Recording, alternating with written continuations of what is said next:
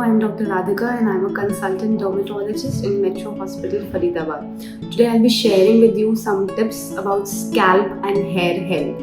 So basically हर जना अब केवल फेस के बारे में बात कर रहा है, हैंड्स के बारे में बात कर रहा है. Scalp health and hair health is equally important.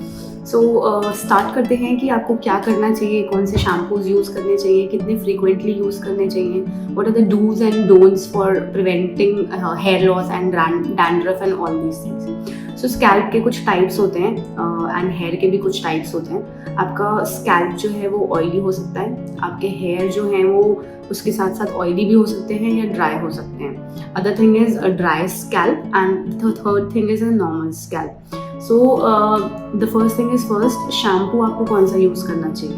So shampoo जिनका ऑयली स्कैल्प है एंड ऑयली हेयर है, they should actually use a sulphate shampoo जिसमें सल्फेट हो.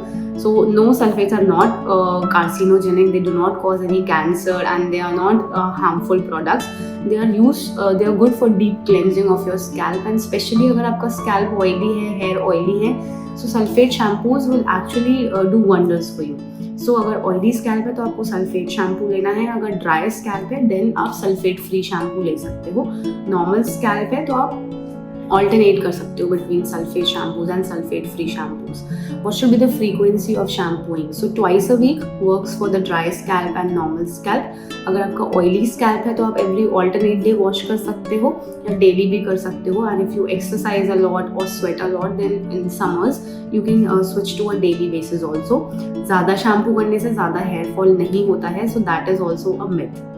नाउ टावल भी आपको, जैसे आप टावल ड्राई करते हो तो आप टावल ऐसे करके ड्राई मत करो अपने हेयर को after shampoo. You should maybe tie it like a bun और use a microfiber towel so that उससे चांसेस ऑफ फ्रिक्शन कम होते हैं, आपके क्यूटिकल्स को कम डैमेज होता है. The chances of frizziness are basically less. And for the females, don't do high and very tight buns and ponytails, otherwise आपको यहाँ से recession feel होने लगेगा. Use silk scrunchies and do very loose ponytails. Comb में आपको wide toothed comb लेनी चाहिए, preferably a wooden one or the plastic one will also work.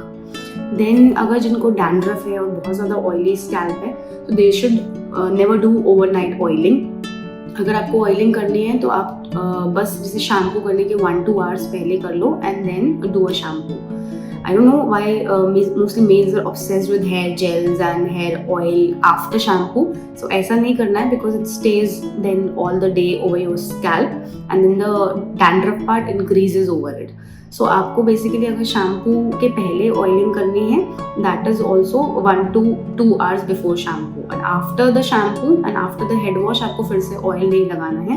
Don't use hair gels also, you can use hair serums. Those hair serums even work as anti hair fall also. So ये चीज़ है. And अगर आपको dandruff है तो आप shampoo में कुछ ingredients देख सकते हो लाइक कीटोकोनाजोल, नंदीकोनाजोल, zinc, pyrithione, selenium and etcetera etcetera. Then कुछ चीज़ें होती हैं क्लैरिफाइंग शैम्पू, कुछ होता है dry shampoo. Dry shampoo are for the people, जैसे अगर आपको स्पेशली लाइक एकदम से इमरजेंसी आ गई है, आपको कोई पार्टी में जाना है, आपको बहुत ज़्यादा ऑयली स्कैल्प हो रहा है एंड आपका मन नहीं है शैम्पू करने का, so use a dry shampoo. वो बस क्या करता है, it absorbs the oil from your scalp, but it is not a substitute for the normal shampoo because उस ड्राई शैम्पू से proper cleansing of the scalp नहीं होता है. उसके लिए you have to use a normal shampoo only.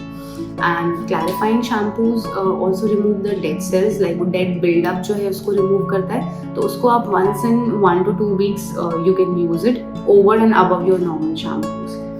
So this was it. अगर hair fall की बात करें तो 10 to 100 हेयर गिरना एक दिन में इज़ नॉर्मल. अगर उससे ज़्यादा होता है तो it should be a concerning factor. But here के केस में आपका लाइफस्टाइल कैसा है और आपका डाइटरी हैबिट्स कैसा है उससे बहुत ज़्यादा फ़र्क पड़ता है. So you should take all the green leafy vegetables, seasonal fruits, protein rich diet, multivitamins. And आपके कुछ इंडिया में बहुत कॉमन कॉजेज़ हैं लाइक आयरन डेफिशिएंसी, एनीमिया या थायराइड डिसऑर्डर्स या vitamin D deficiency, B12 deficiency. These are very common causes of hair loss specially in females. So अगर आपको लग रहा है कि एकदम से बहुत ही अक्यूटली बहुत ही अलार्मिंग हेयर फॉल हो रहा है, so you should get these blood tests also checked.